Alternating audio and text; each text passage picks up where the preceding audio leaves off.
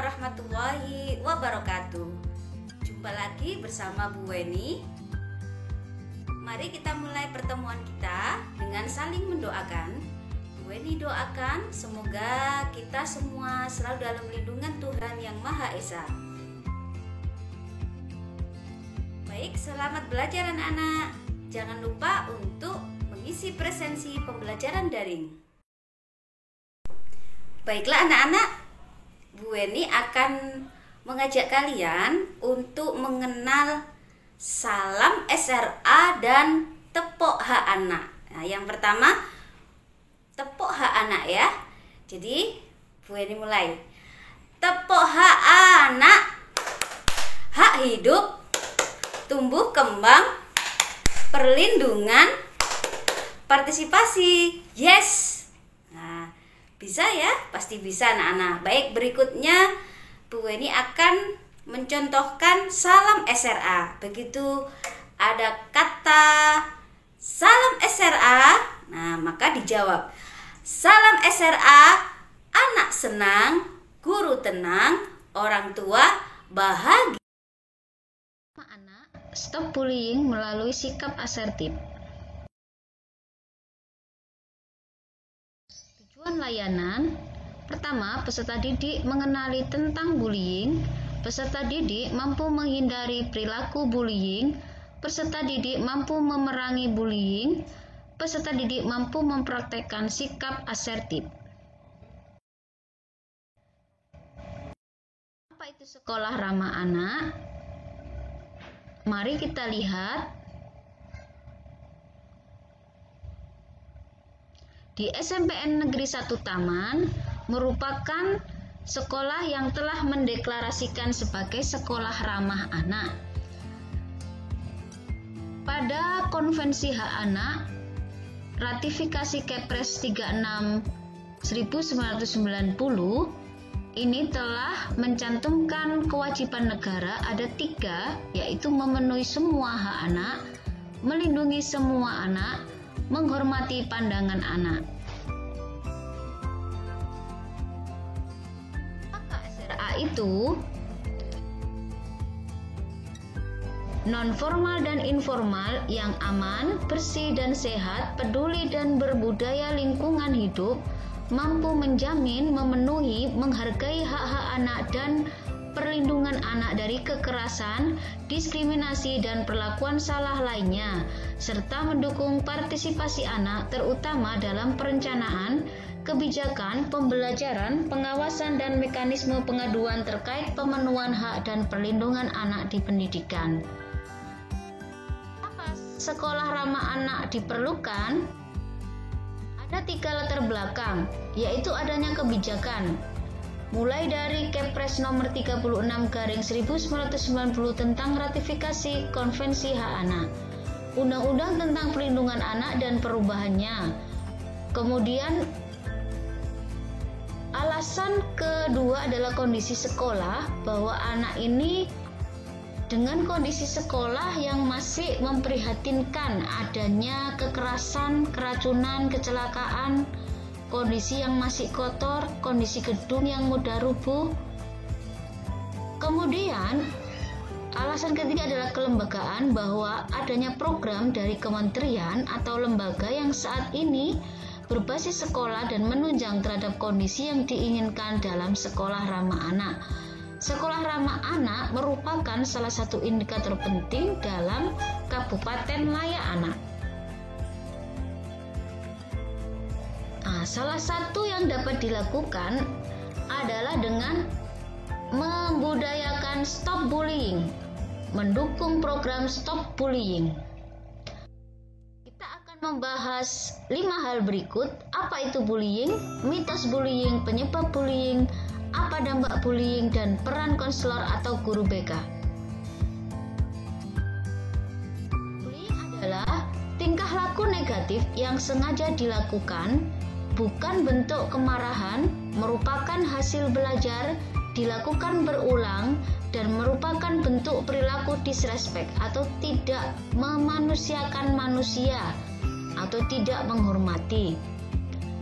Dikatakan bullying itu dilakukan dengan sengaja. dan merupakan bukan bentuk kemarahan. Karena ini bisa dipelajari. Meniru orang lain seperti itu. Berikutnya, unsur-unsur bullying, ketidakseimbangan kekuatan baik fisik, intelektual, emosional. Kedua, tindakan negatif dilakukan berulang, tidak hanya satu kali. Misalnya terhadap anak yang memiliki ekonomi di bawah rata-rata, atau anak yang memiliki kecerdasan yang cenderung rata-rata. Nah, ini bisa menjadi target bullying karena dianggap posisi atau kedudukannya dianggap lebih lemah. Kemudian yang ketiga, tindakan negatif sengaja dilakukan untuk menyakiti atau mengintimidasi korban yang menjadi target. Ada ketidakseimbangan emosi. Bullier mengalami emosi positif, korban mengalami emosi negatif. Bullying ada 4, yaitu bullying verbal, bullying fisik, bullying relasi, dan bullying cyber. Bullying verbal merupakan bullying dalam bentuk perkataan, kalimat, kemudian bullying fisik dalam bentuk intimidasi atau menyakiti secara fisik, kemudian bullying relasi menyakiti dalam hubungan relasi, misalnya pertemanan, misalnya persaudaraan, misalnya kakak kelas terhadap adik kelas. Kemudian bullying cyber yang terkait dengan internet, menggunakan media sosial, kemudian melakukan hal-hal yang menyakiti orang lain, baik itu perkataan maupun berupa gambar, yang dilakukan dengan memanfaatkan internet. Berikutnya, individu yang terlibat ada 3, yaitu bullier atau pelaku, victim atau korban, bystander atau pengamat. Ketiga individu ini dapat berputar peran. Pada suatu ketika dia menjadi pelaku atau bullier, bisa di kesempatan lain dia menjadi victim atau korban. Sebagai contoh, ada seorang anak sering diejek oleh temannya. Yang mengejek ini bullier, yang diejek adalah korban. Kemudian ada teman lain yang melihat sebagai pengamat. Nah, bisa jadi pengamat ini merasa kasihan dengan korban, akhirnya dia melakukan pembelaan, menegur pelaku agar tidak melakukan. Pelakunya di kemudian hari bisa berubah sasaran, dia mengejek pengamat yang sebelumnya telah menegur dirinya. Nah, pada hal ini, pada kasus ini berarti pengamat menjadi korban, dan seterusnya. Ketika keterlibatan ini bisa berubah karena adanya pengamatan yang dilakukan oleh setiap individu. Tentang mitos dan fakta. Bullying hal normal dalam kehidupan yang terjadi dalam tahap tertentu perkembangan psikologis. Nah, itu mitos. Faktanya, bullying tidak normal dan perilaku secara sosial tidak dapat diterima. Kalau saya menceritakan bahwa saya mengalami bullying, kondisi akan memburuk. Nah, itu mitos. Fakta, hasil penelitian membuktikan bahwa bullying akan berhenti bila ada orang dewasa dan sebaya yang terlibat untuk menghentikan. 3. Bila dibully, pertahankan diri dan lakukan pembalasan. Fakta, orang boleh mempertahankan diri tetapi membalas serangan pembuli menjadikan keadaan lebih buruk dan meningkatkan resiko celaka yang lebih serius. Bullying adalah masalah-masalah sekolah, hanya guru yang harus menangani. Bullying merupakan masalah sosial yang terjadi di mana-mana, itu faktanya. Berikutnya mitos bullying bawaan lahir. Fakta, bullying merupakan tingkah laku yang dipelajari. Bisa dipelajari dari keluarga atau mungkin dari teman bergaul yang dia amati pada kehidupan sehari-hari. Apa saja penyebab bullying yaitu adanya model yang dipelajari. Seperti yang dikatakan tadi bahwa bullying itu merupakan proses belajar. Bisa meniru dari keluarga. Dari keluarga ini ada ayah, ibu, saudara, kakak, adik, ada kakek, nenek, paman. Kemudian model di sekolah, ada kekerasan yang dilakukan oleh teman, bergaul, mungkin juga seorang pendidik atau warga sekolah yang melakukan bullying, sehingga bisa ditiru oleh individu yang sedang memperhatikan. Kemudian masyarakat sekitar, teman sebaya. Kemudian yang kedua, penyebabnya adalah rendahnya keterampilan pribadi sosial. Nah, ini yang dimaksud adalah life skill yang diperlukan oleh seorang individu. Bagaimana dia menjadi pribadi yang bisa menampilkan pribadi yang percaya diri, kemudian yang bertanggung jawab, pribadi yang sosial, yang pandai bergaul dengan teman. Baik, kita akan bahas lebih lanjut. Pribadi sosial harus dikembangkan. Nah, kepribadian seseorang itu ada beberapa hal yang bisa dikembangkan, termasuk hal-hal yang terkait dengan pergaulan sosial juga. Yang pertama, kemampuan berempati. Berempati ini adalah mampu menempatkan perasaan orang lain sesuai dengan yang dirasakan. Jadi ketika orang lain merasa sedih, kita mampu merasakan perasaan orang lain. Kemudian keterampilan asertif. Nah, ini yang nanti akan kita bahas lebih lanjut.